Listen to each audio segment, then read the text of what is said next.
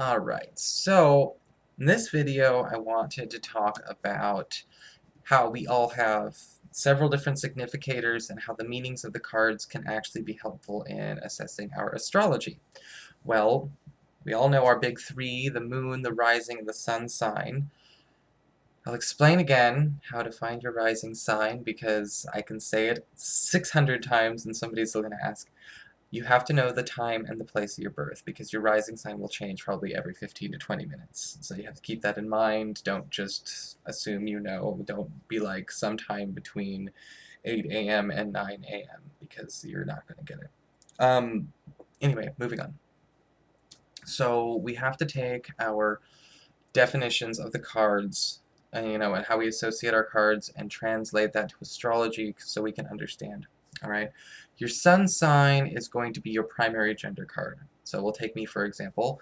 I am a Virgo, so my primary gender card is going to be the King of Pentacles.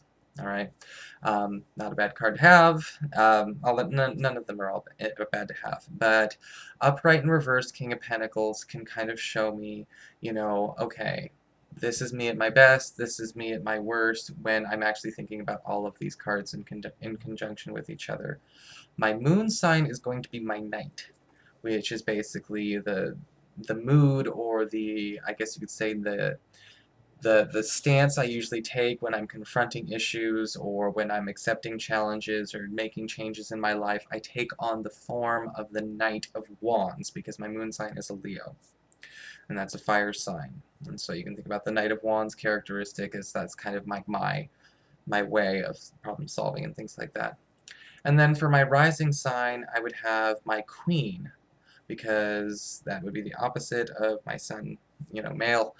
So I would have the Queen of Swords for my rising card, because Libra's an air sign. So how the rising card works as a significator is basically what you have going on behind the scenes. I know in astrology there's kind of a debate on whether or not your rising sign is your first impression or your hidden impression. And that kind of wavers back and forth between that and the moon. But I think the Queen of Swords would probably be a really good background kind of shadow self definition for me, and for a lot of people the rising being sort of the shadow, well, not the shadow like in a negative sense, but the background character would work that way. So think about it that way. So if you're a fire sign, look at the wands and things like that, but make sure to swap your gender, according to your gender identity, what you consider yourself. So if you consider yourself a female, then your sun sign is going to be a queen. If you consider yourself a male, then your sun sign is going to be a king. Your rising will be the opposite, and then the moon sign will be your knight. And if you actually made a profile of these things, upright and reversed, you could actually check out that, just a whole lot more about your personality in that aspect.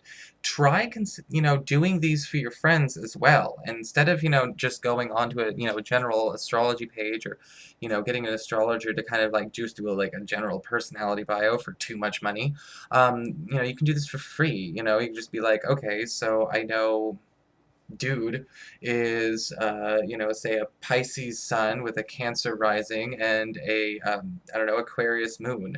So his knight is the Knight of Swords, and he identifies as a male, so his sun card is going to be the King of Cups, but with his Cancer rising, his queen is also going to be the Queen of Cups, and that really does kind of give you a much more dynamic definition regarding your personality and things like that, and how that would all work out. So I want you to check that out. Just consider it.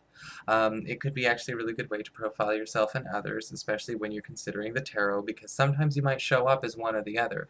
If you're behaving like your rising sign, that significator might show up or be more appropriate than your sun. Okay? I'll talk to you later.